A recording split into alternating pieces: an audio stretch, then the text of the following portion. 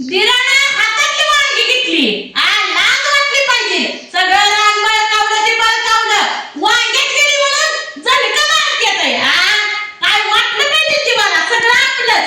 अहो दाखलंय म्हणून तर बरी करा की खोललं तर असतं तर सगळं हल्लं असतं बाबा. काय सगळं दिलं नसतं आम्हाला.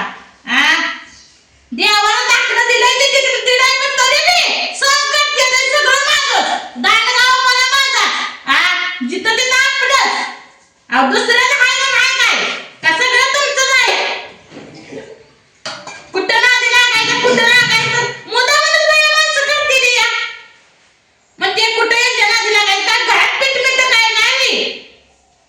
पण म्हणलं वांगी आपली झाडाला घरी झाली म्हणून आणाय किती चांगली तर हातात इसकावून गेले गिराय करून मला एवढं तर तुम्हाला हे होतं तर कशाची तू झाडाला येऊन गेलती. रात्री वांग्याचं कालवण केलं मी म्हणलं आता काय उगाच काय हे करायचं आहे. रात्री नवरा बाजारात नाही चालला होता मी म्हणलं हाय वांगी ही होती करायला. एवढा तर तुम्हाला जर आपलं आपलं तर होतंय तर मग कशाला ही कर पाहिजे की आमच्या आम्हाला जमीन जागा वाटू. जमीन जागा वाटून द्यायचं की पैसे दे पैसे दे. पैसे काय झाडा लागते काय कुठं पैसे द्यायला. कोण कुणा जीवावर बसतं देहात राहू द्या. तुम्ही नाही ना जमीन दिला कसं जमीन देत नाही बघती मी बी. नवरा लागला का फुलचट मला काय करायला आहे. नवरा काय चांगला नाही. जरा नवऱ्याने जरा हिंमतवान असं मोठा आहे म्हणून असं करून ही नाही नवरा म्हणतो कुठं तर नादी लागायचं. म्हणून ती आपला नवरा नाही तर चांगला काय करायला. सारख्याला वारकी मिळली की नाही मग कशाला वर मग कशाला येते वर आमच्या होतं.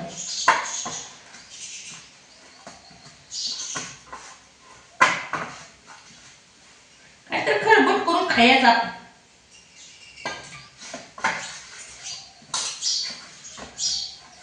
वांगी नाही ती दिली म्हणून का जा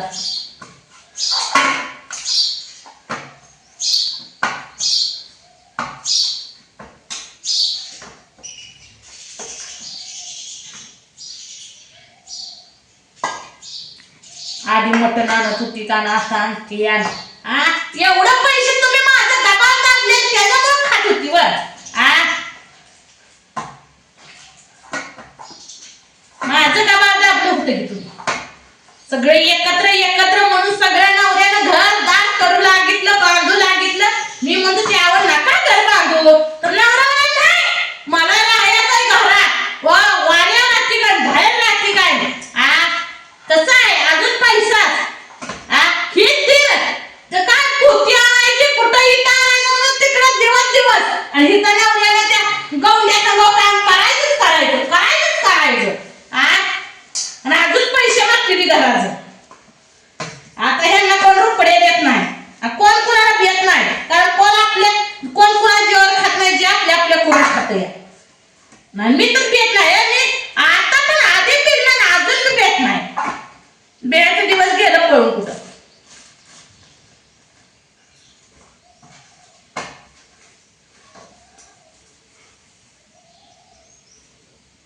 बेसन पिठाच्या वड्याचं कालवण करते मग चांगलं लागते.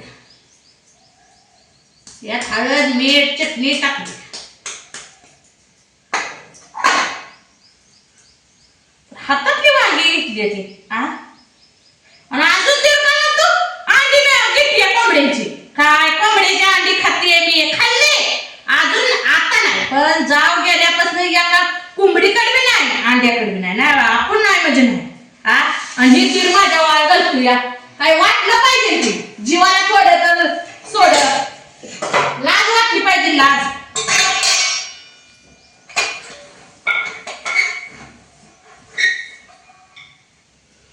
सगळं आपलं आपलं आपलं आपलं कुठवर तरी लोकांचं खाता या पचणार नाही.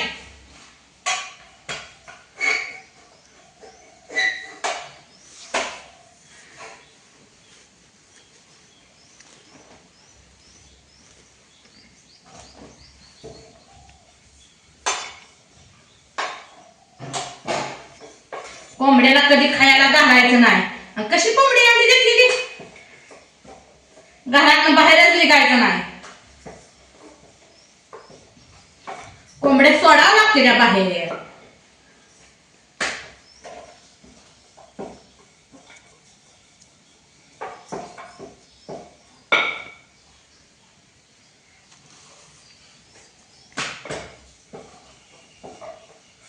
हो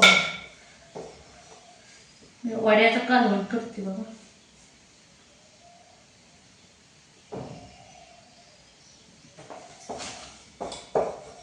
ते आता कापून घ्यायचं वडा कालवण उकळून घेतलं बघा. वड्या सोडायचं कापून.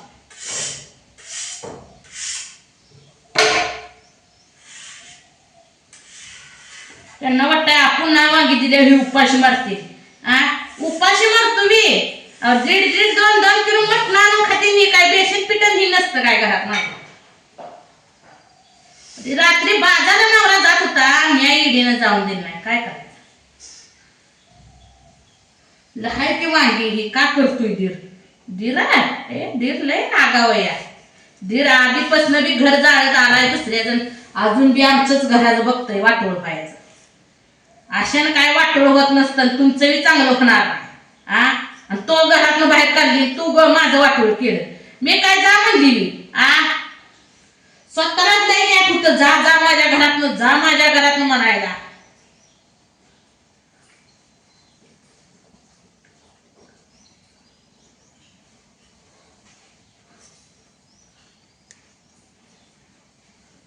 तर खावा की करून कळत या.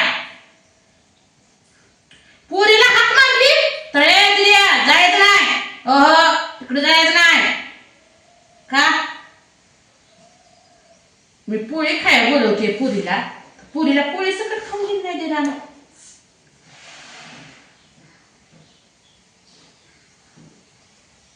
लेकराला म्हणतो उपाशी कसं सणासुदीस ठेवावं. कुठं ह्यांच्या नादी लागायचं मुद्दामूनच.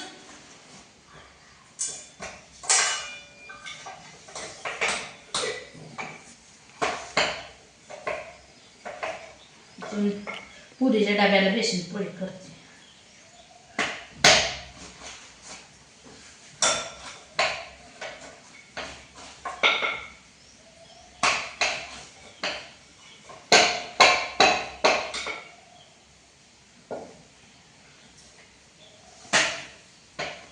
त्याला ज्वारीचं पीठ बी वापरतो कोण कोण. पण मी बेसन पिठातच करतो.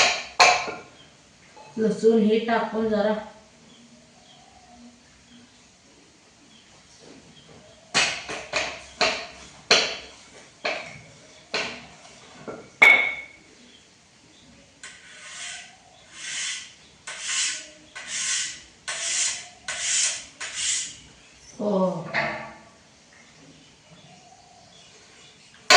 पण पैसे देत नाही. त्यासनी वाटत असेल हिला आता भांडण केलं आणि पैसे मागितलं की हे दिलं. पैसे देत नाही कोण. रुपड्या देत नाही. किती बी बोंबाला काय केलं तर.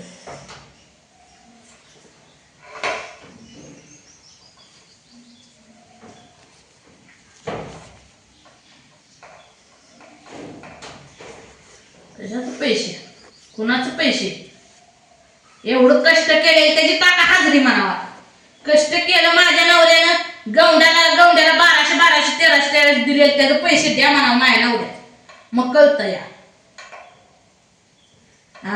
घराला 2 महिने गेलं करा. 2 महिन्यात 1100-1200 रुपयानं